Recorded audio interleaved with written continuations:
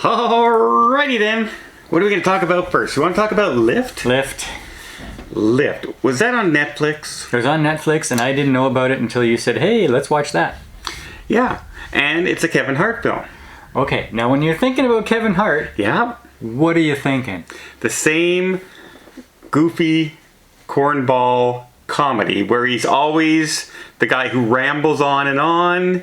He's the guy who's Yelling his exclamations. Yeah, and you know, what you like this kind of thing. It's just that's him.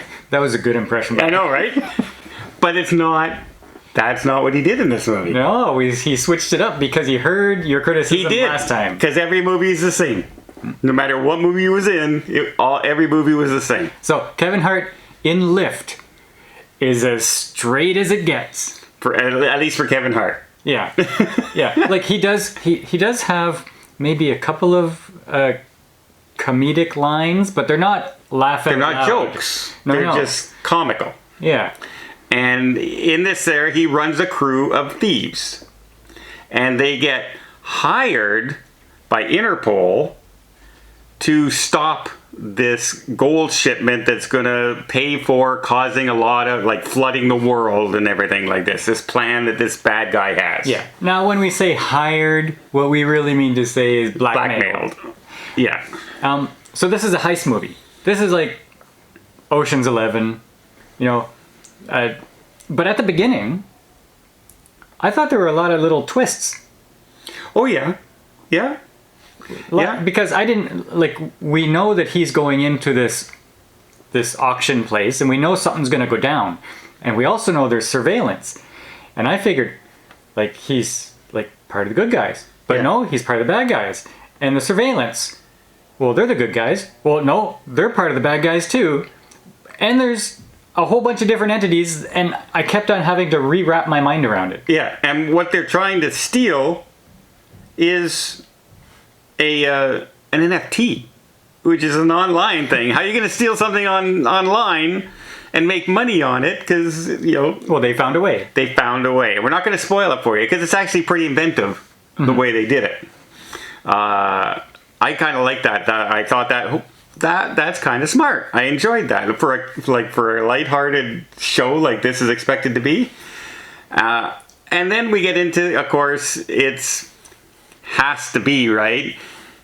Ex-girlfriend, or they spent 5 days together, not a week, 5 days together. You'll get that joke if you watch the show.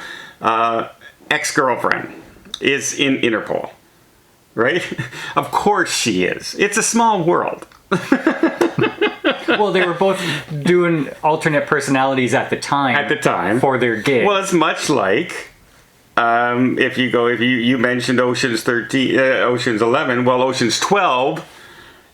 The person trying to stop the art thief, which they're doing, is an old girlfriend of them. So yeah, no, I actually really enjoyed this show. Well, here's the thing. Like, this is paint by numbers. Oh, yeah. This is, hey, Alexa, write for me a heist script. It pumps this out. Yeah. But, like you said, twists. Like the whole plot of that NFT, that was ingenious to me. That was really well thought out. Mm-hmm. Yeah, I agree. This wasn't the best, like, crafted movie I've ever seen. No, it's not Ocean's 13 or Ocean's 11. It's not that. The side characters themselves they're part of the group, but they are side characters with very little depth. But I'm liking what I'm watching. Yeah, and some of it's far-fetched, when they're flying the plane under another plane. There's some far-fetched stuff in this. Yeah. And, and Kevin Hart's the boss. And normally when you see, all of a sudden Kevin Hart would get in a fight. And you can see Kevin Hart's going to kick butt. No, he gets his butt thrown all over the plane. I enjoyed that they didn't go, he's a super secret spy and everything. They win, but not because of how good they are at fighting and all this other stuff. Did you enjoy Kevin Hart being straight-laced? I did, actually. He wasn't the best actor. Let's put it that way. He's not the best straight actor. Like, when you see Robin Williams all of a sudden come out in a straight role, you go, what a transformation. I didn't get that when I watched No, this. Like, I enjoyed the change. Yes. That he was doing something different. Was he convincing in the role? Almost. Yeah.